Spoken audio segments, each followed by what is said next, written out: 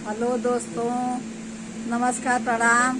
Hello दोस्तों, नमस्ते, प्रणाम। मैं आशा सरगम। मैं पुष्पा जी सरगम। हम दोनों लोग आप लोग का अपने अपने चैनल में स्वागत करते हैं और आप लोग के सामने हम लोग लेकर आए एक सोहर की उठानी। आप लोग सुनिए, जैसा भी होगा ऐसा बताइएगा कि कैसा लग रहा है। और हम लोग के चैनल को लाइक सब्सक्राइब करिए, प्लीज़ सपोर्ट करिए। बहुत ज़रूरत है आप लोग सपोर्ट की। राजा हो हमके मांगदा चार डंडा, राजा हो हमके मांगदा चार डंडा। सासू जय है देवता मानन के, सासू जय है देवता मानन के। तन को जे उनुन बुनुन करिया, राजा हो उनहु के देव चार डंडा, राजा हो उनहु के देव चार डंडा।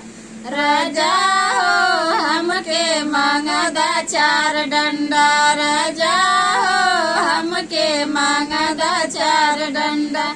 जेठनी जय आई है पिपरी पीसन के, जेठनी जय आई है पिपरी पीसन के।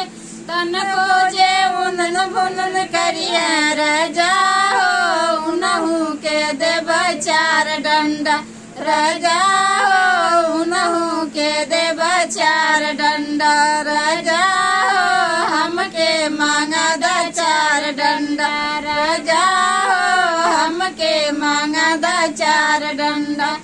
ननदो जे आई है सौरी लिपन को, ननदा जे आई है सौरी लिपन को। तन को जे उनन बुनन करी है, राजा हो उनहु के देव चार डंडा, राजा हो उनहु के देव चार डंडा। राजा हो हमके मांगदा चार डंडा, राजा हो हमके मांगदा चार डंडा।